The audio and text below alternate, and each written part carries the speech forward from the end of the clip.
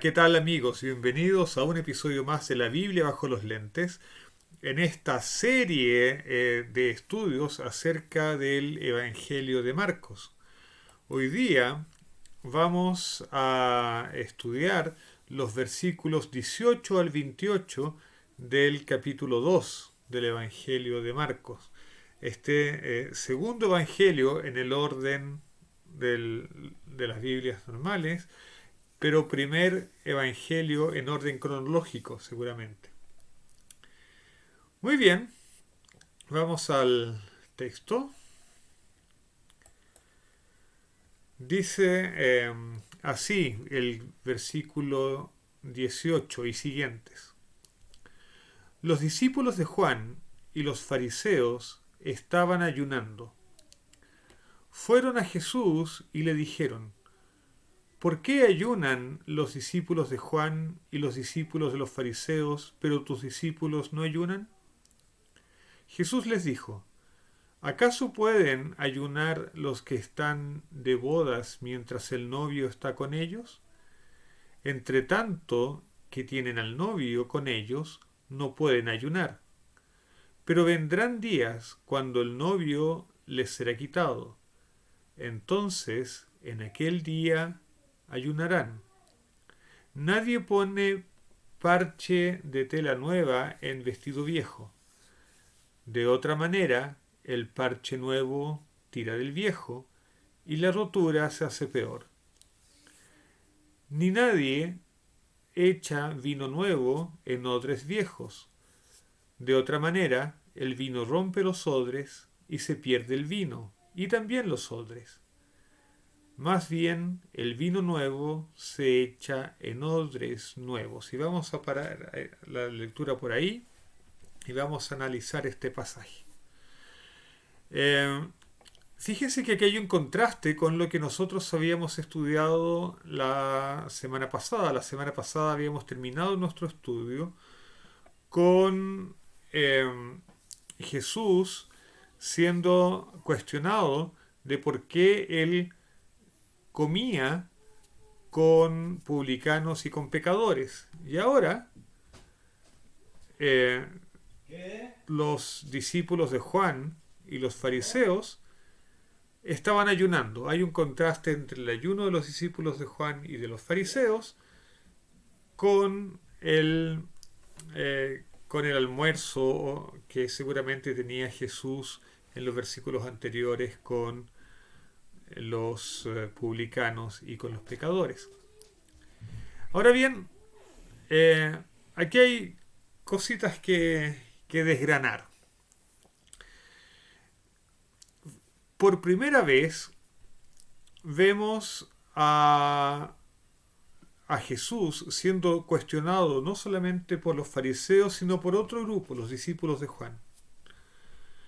Y además, tenemos que notar aquí que había discípulos que eran de Juan y no eran de Jesús. Es decir, el movimiento de Jesús no había conseguido absorber completamente al movimiento de Juan el Bautista. Así es que hubo seguidores de Juan que persistieron como seguidores de Juan sin llegar a ser seguidores de Jesús. Otra cosa interesante es que en el judaísmo bíblico, el judaísmo que está prescrito en los 5 libros de Moisés, solamente se ordena un día de ayuno, que es el día de expiación, el día de la expiación, el Yom Kippur. Ese es el único ayuno obligatorio ordenado en toda la Biblia hebrea. La tradición, sin embargo, fue imponiendo otros días de ayuno. Por ejemplo, en el judaísmo moderno se guardan ayunos en las fechas, por ejemplo, que se recuerdan la destrucción del templo. También el día 14 de Nisan, el día antes de la Pascua, los primogénitos ayunan, porque en ese día se recuerda, ¿no es cierto?, que Dios le quitó la vida a los primogénitos de Egipto. Y existen otros ayunos, por ejemplo, el ayuno de Esther, existen varios ayunos hoy en día en el calendario litúrgico rabínico. En la época de Jesús es posible que haya existido alguno de esos ayunos adicionales, pero tenemos evidencia de que al menos los fariseos habían hecho del ayuno una práctica sistemática. Hay un, hay un texto cristiano que se llama la Didaché. Didaché en griego significa enseñanza y es el nombre abreviado para la enseñanza de los apóstoles. Ese es un libro, una composición que es prácticamente un manual de iglesia, que es contemporáneo al Nuevo Testamento. De hecho, es posiblemente anterior a varios libros del Nuevo Testamento. O sea, es más antiguo que varios libros del Nuevo Testamento. Y en este libro, en la Didaché, que de hecho es muy cercano teológicamente al Evangelio de Mateo, hay una parte en que se discute la práctica del ayuno. Y se los voy a leer. Dice así, la Didaché. Y que vuestros ayunos no sean con los hipócritas. Los hipócritas aquí probablemente es una referencia no de mucho buen gusto, no de muy buen gusto hacia los fariseos. Entonces, y que vuestros ayunos no sean con los hipócritas, porque estos ayunan en el segundo y quinto día. O sea, al parecer los fariseos tenían por costumbre ayunar 2 veces por semana, los lunes y los jueves. Pero vosotros guardad el ayuno en el 4.º día y en el de la preparación, el 6.º. O sea, en la Didaché le enseña a los cristianos a ayunar los miércoles y los viernes. Y que se cuiden de no hacerlo el lunes y el jueves, porque esos días ayunan los fariseos. Y el autor o los autores de la Didaché no quieren que los cristianos se confundan con los fariseos. No quieren ser confundidos.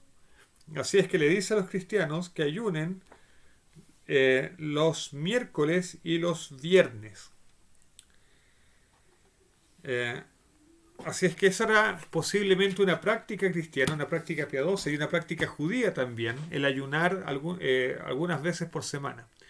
Entre paréntesis, fíjense que los fariseos al parecer ayunaban el lunes y el jueves, los cristianos al parecer el miércoles y el viernes, pero nunca a nadie en toda la historia de la galaxia, a nadie se le ocurrió nunca ayunar en sábado. ¿Por qué? Porque el sábado es un día de delicia. En el libro del profeta Isaías nosotros leemos que el sábado tiene que ser llamado un día de delicias. ¿Y cómo puedes tú en el día de delicias privarte de algo que necesitas y que te da placer, que es comer? No puedes privarte de eso en sábado, porque entonces el sábado no sería delicias. En fin, eso es un comentario aparte. Muy bien, entonces los discípulos de Juan y los discípulos de los fariseos tenían la costumbre de ayunar y estaban ayunando el mismo día, pero los discípulos de Jesús no, Jesús tampoco. Entonces van y le preguntan, ¿por qué ustedes no ayunan? Y la respuesta de Jesús es bastante curiosa. Él compara su propia presencia con la presencia de un novio y de los invitados a la fiesta de casamiento. Entonces, para Jesús, su presencia y su ministerio es un motivo de alegría, como lo es una fiesta de casamiento. Uno se puede preguntar por qué. Bueno, la razón la podemos encontrar en lo que Jesús ha venido predicando desde el comienzo del Evangelio, de este Evangelio, que es que está muy próxima la instauración del reino de Dios. Entonces, eh, la presencia de Jesús es una presencia que trae buenas noticias, es un tiempo de alegría. ¿Cómo puedes ayunar en un tiempo de alegría? Así como no se puede ayunar en sábado, ¿cómo puedes ayunar cuando está el Mesías contigo? El Mesías está, el Mesías nos trae buenas nuevas, el Mesías nos trae las noticias de que Dios está a las puertas, está esperando para instaurar su reino y traer la paz completa y el bienestar completo, el shalom completo a todo este mundo. Por lo tanto, no es posible afligirse mientras está el Mesías entre nosotros. Pero también anuncia que un día el Mesías será quitado. Y esto es interesante porque el texto griego sugiere que el novio sería quitado violentamente. El lenguaje del texto griego sugiere un apartado violento, como realmente sucedió con la crucifixión. Entonces vendría una etapa de lamento, donde sí sería consistente ayunar, antes no. Pero luego Jesús dice algo que suena más misterioso, por lo menos a mí me ha sonado siempre muy misterioso. Esta idea de que nadie pone parche de tela nueva en vestido viejo, ni que nadie pone vino nuevo en odres viejos. ¿Qué está queriendo decir Jesús con todo esto? Seguramente Jesús está hablando, por supuesto no está hablando de ropa, no está hablando de vino. Él está refiriéndose de manera metafórica a la religión, o por lo menos las prácticas religiosas. Y lo que Jesús está diciendo con estas metáforas es que viene, digámoslo así, una nueva era, una nueva época en el judaísmo. Estamos entrando a la época mesiánica. Y en la época mesiánica las cosas tienen que cambiar. Esto es judaísmo puro. Incluso hoy en día los rabinos enseñan que en la época mesiánica, cuando se manifiesta el Mesías, el Mesías va a establecer una nueva alajá. Y tengo que explicar aquí algunos conceptos de judaísmo. En hebreo y en el judaísmo hay varias palabras y varios conceptos que nosotros al castellano lo traducimos con una única palabra que es ley.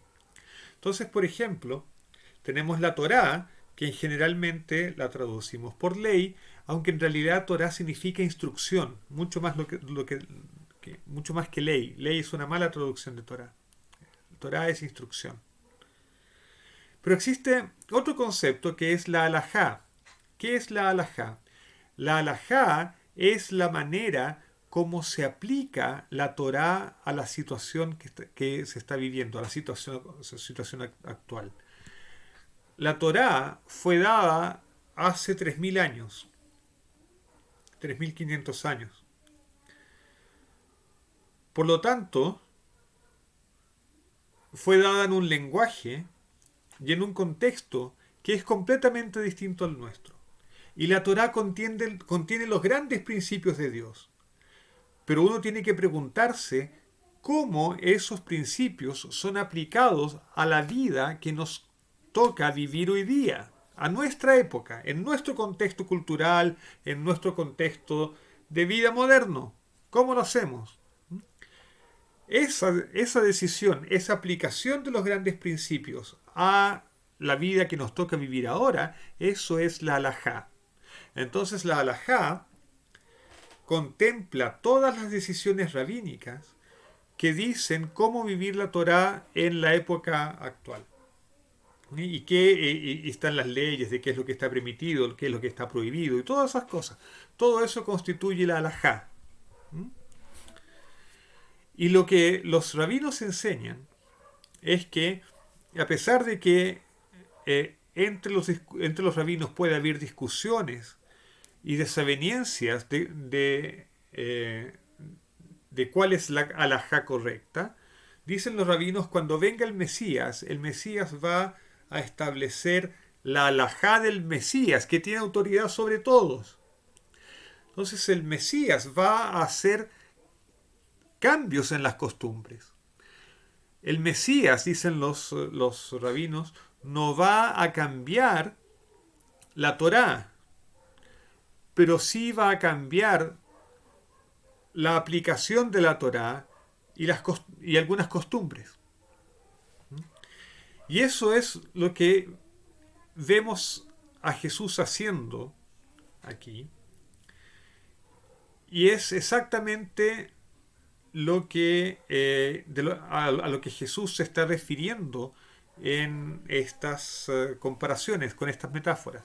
Jesús lo que está haciendo es decir que las costumbres antiguas, la halajá antigua, las tradiciones antiguas no tienen por qué ser aplicadas en la nueva situación que es la era mesiánica. Jesús está diciendo, vamos a entrar a una nueva etapa del judaísmo. Y aunque no nos vamos a salir del judaísmo y no nos vamos a salir de la Torá y no vamos a anular la Torá, sí hay cosas que van a cambiar, hay costumbres que van a cambiar, hay tradiciones que van a cambiar, va a cambiar la halajá. Jesús está estableciendo una nueva halajá. Y en esa halajá no hay ayunos. Mientras esté el Mesías en este mundo, no hay ayuno. No hay ayuno. ¿Por qué? ¿Por qué te vas a lamentar si está el Mesías con nosotros? Es una época de fiesta. Eso es lo que está haciendo. Entonces, en ese sentido, a pesar de que Jesús no viene a fundar una nueva religión, Jesús no viene a anular el judaísmo, Él sí viene a reformarlo. Y Jesús es ante todo un reformista, o un reformador si lo prefieren, pero es un reformista.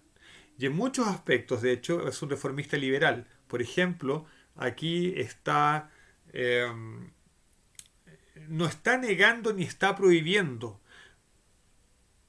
Sin embargo, está relativizando el ayuno como práctica piadosa, como práctica religiosa. Así es que los que creen que la religión que agrada a Dios es siempre la religión más dura y la religión más estricta y la de más restricciones, no necesariamente. Jesús no necesariamente fue por el lado de mayores restricciones. Jesús en muchas decisiones estableció una halajá más liberal. Eso. Bien, pero volvamos al texto. Continuemos leyendo.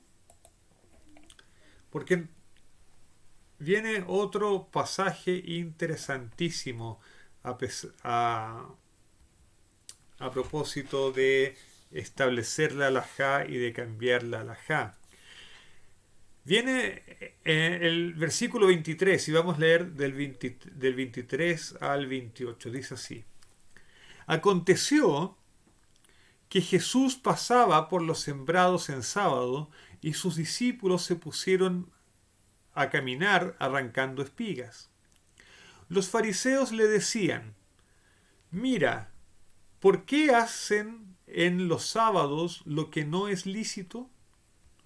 Y él les dijo: ¿nunca habéis leído qué hizo David cuando tuvo necesidad y pasó hambre él y los que estaban con él? ¿Cómo entró en la casa de Dios, siendo Abiatar sumo sacerdote, y comió los panes de la presencia, y aún dio a los que estaban con él, cosa que no es lícito comer salvo los sacerdotes? También les dijo: el sábado fue hecho para el hombre, y no el hombre para el sábado. Así que el Hijo del Hombre es Señor también del sábado. Este pasaje es interesantísimo. En mi opinión, no es casualidad que este pasaje esté justamente después, justamente siga a la declaración de Jesús sobre los odres nuevos y viejos. De hecho, yo creo que este pasaje viene a ilustrar qué es lo que quiere decir Jesús con el vino nuevo en odres viejos y toda esa historia. Y veamos la situación. Jesús está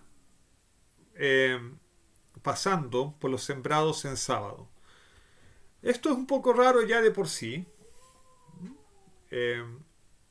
pero más raro es que hubiese fariseos mirando. ¿Qué hace un buen fariseo en sábado si no es ir a la sinagoga o quedarse en su casa, pero no por ningún motivo salir a caminar fuera de la ciudad? Así es que es muy raro que haya fariseos casi espiando a Jesús.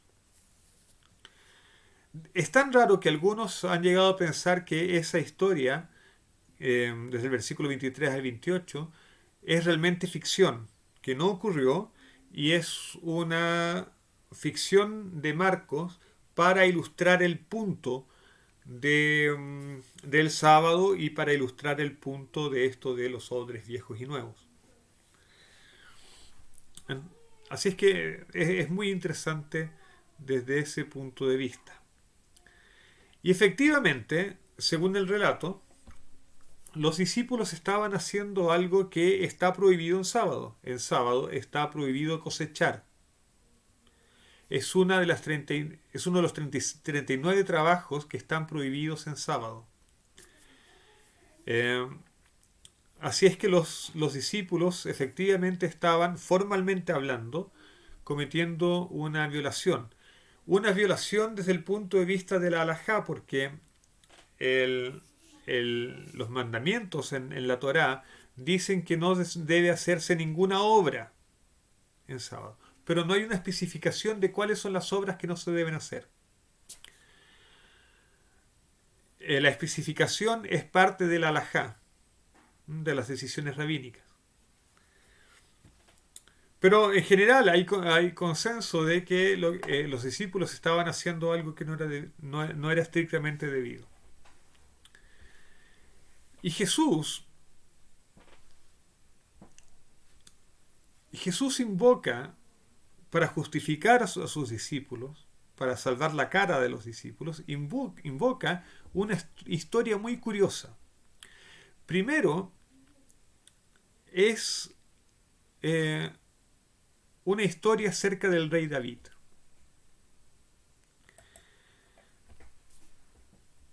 Y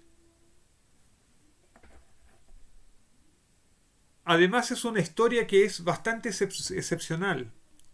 Uno podría haber pensado que Jesús se pusiera a discutir acerca del principio del mandamiento, de que el sábado es un día de libertad y no de opresión.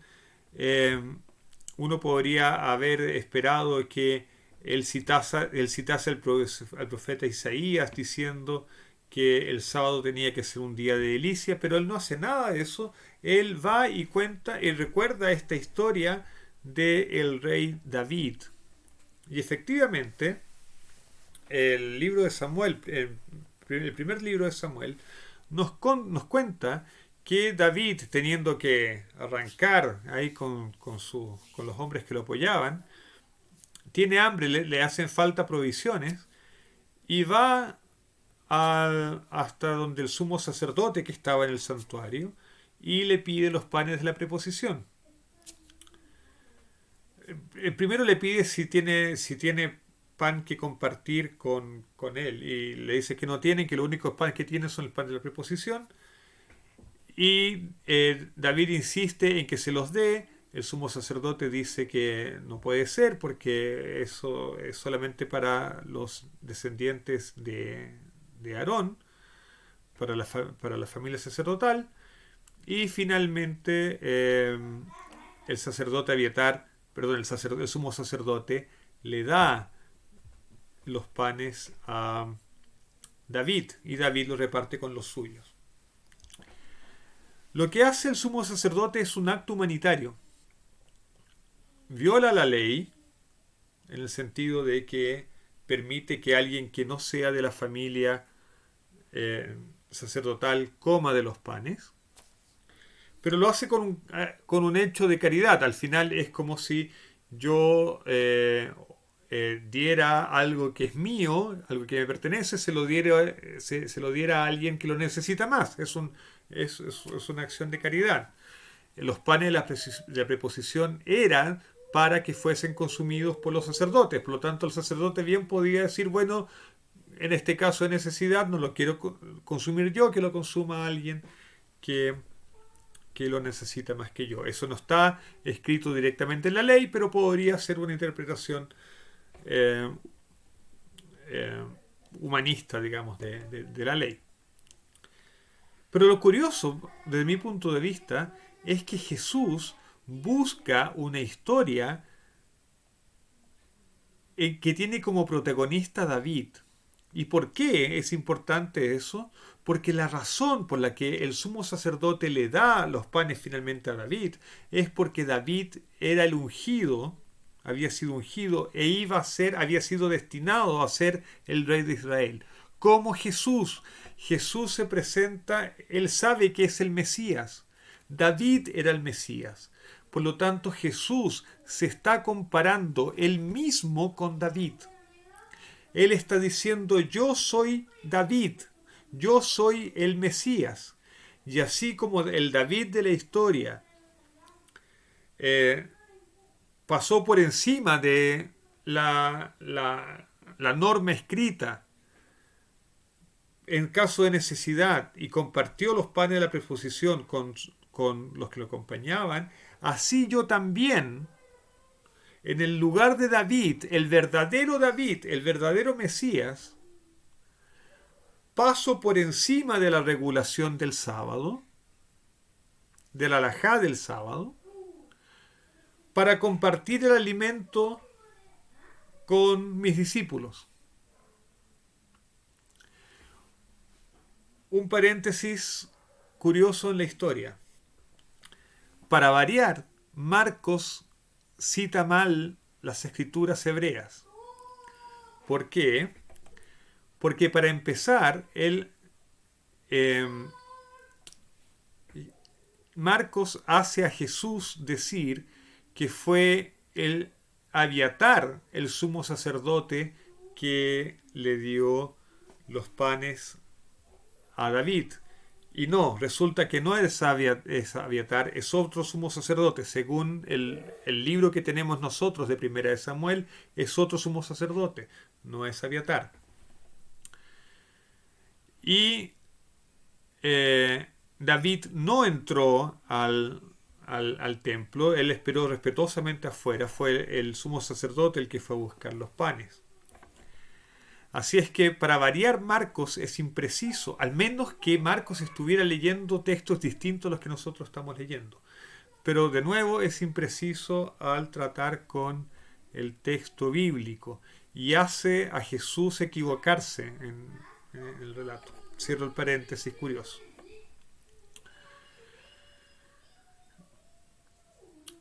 Bien. Entonces Jesús está colocándose él en la posición de Mesías, en una posición equivalente a la del rey David. Él está diciendo: yo soy el nuevo rey de Israel y por lo tanto paso por sobre las normas que regulan el sábado, la halajá del sábado, y hago prevalecer la caridad en el fondo, la caridad. Y luego de discutir esto, Jesús da un argumento que es interesantísimo también. En el versículo 27 dice: también les dijo, el sábado fue hecho para el hombre y no el hombre para el sábado. Y esto es un texto que muchos de nosotros pensamos o creemos que es absolutamente original de Cristo, de Jesús. Y que si Jesús vino a algo, fue a innovar en este tema y a decir del sábado cosas como esta. Pero no es así. No es así. Esta frase está en el tronco central de la tradición judía. Tengo en mis manos aquí un librito, está en portugués, se llama O Shabbat, y fue escrito por el rabino Abraham Yoshua Heschel, un rabino muy famoso, muy influyente, un rabino moderno, no tan moderno, siglo XIX creo.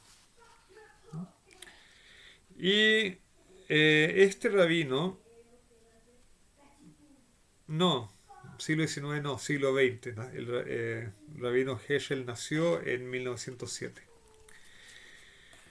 siglo XX. Y este rabino escribe acerca, por supuesto, del sábado. El libro entero es acerca del sábado, se llama O Shabbat, el Shabbat. Y él hace notar que en un texto que recoge una tradición que va hasta el siglo segundo de nuestra era, de la era común, en un libro que se llama Mequilta, que es un comentario al libro de Éxodo, cuando ese libro comenta Éxodo 31:13, el texto dice: el Shabbat fue dado a ti y no tú al sábado, al Shabbat. El Shabbat fue dado a ti y no tú al Shabbat. Como digo, esta es una frase, un texto que es atribuida a un rabino del siglo segundo de la era común. O sea, es posterior a Cristo, es cierto. Pero es posible que esta línea interpretativa tan liberal del sábado, ¿no?, sea tan antigua como el siglo I. Así es que Jesús, con esta frase, se enmarca dentro del más puro judaísmo rabínico. El Mequiltá dice: el Shabbat fue dado a ti y no tú al sábado. Y Jesús dice: el sábado fue hecho para el hombre y no el hombre para el sábado. Los rabinos hoy día estarían absolutamente de acuerdo con Jesús, coincidirían con la opinión de Jesús. Tanto es así que en el judaísmo rabínico, el judaísmo actual, se tiene conciencia y hay consenso en que no hay nada más importante, por ejemplo, que salvar la vida humana. Y que es lícito violar la Torá para salvar la vida humana. De hecho, déjenme leer lo que dice el rabino Heschel. Dice así: no hay nada más importante de acuerdo con la Torá que preservar la vida humana. Incluso la más insignificante posibilidad, ante la más insignificante posibilidad de que una vida pueda estar en juego, está permitido desrespetar toda y cualquier prohibición de la ley. Y existen solamente tres excepciones a esto. Las únicas excepciones a esta actitud de que se puede violar cualquier ley de la Torá con tal de salvar una vida humana son la prohibición de la idolatría, del adulterio y del asesinato. Es decir, yo no puedo cometer idolatría para salvar a alguien, ni a mí mismo.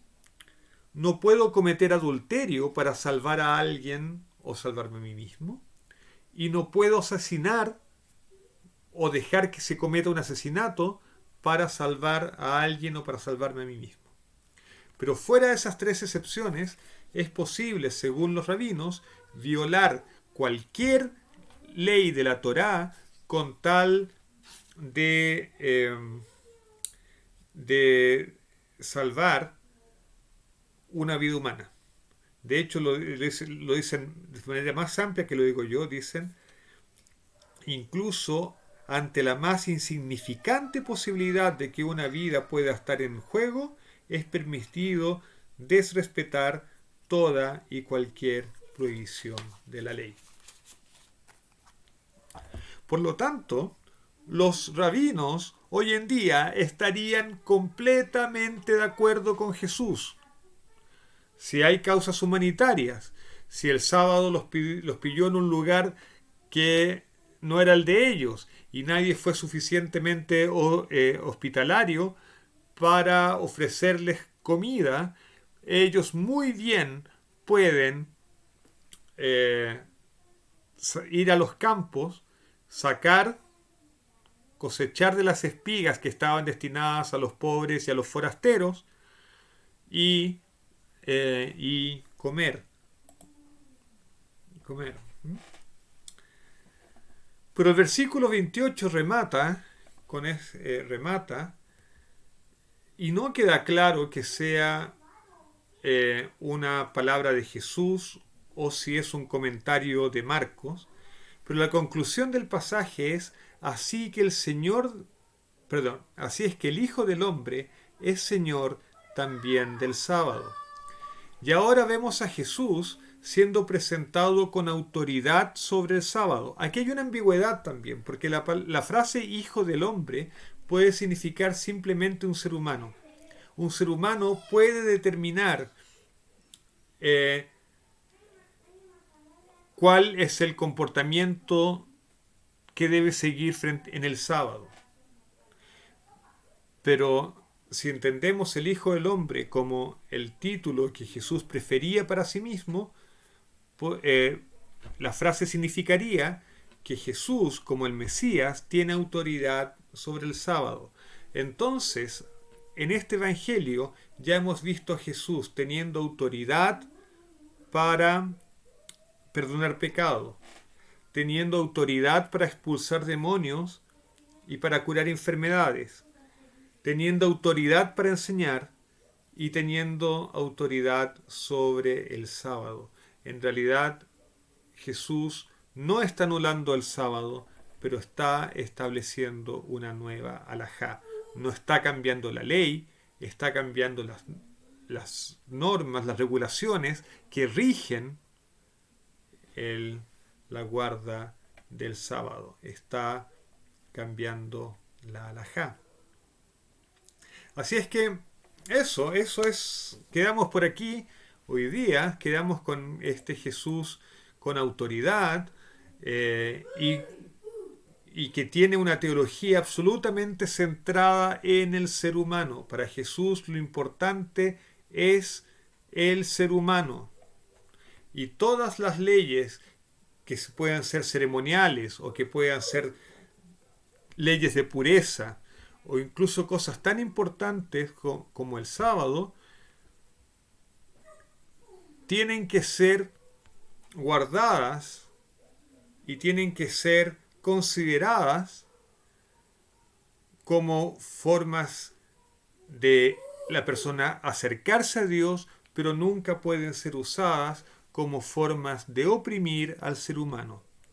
Porque todas estas leyes son hechas para servir al ser humano, para que el ser humano se acerque a Dios y no para aplastar al ser humano. Así es que es una teología muy interesante, es una forma de ver la religión muy interesante, que sin duda elimina las posibilidades de abusos que son tan terribles y tan presentes en la religión de todas las épocas. Pero en fin, quiero desearles entonces a todos ustedes un muy feliz sábado y nos vemos en otro estudio del Evangelio de Marcos. Chao.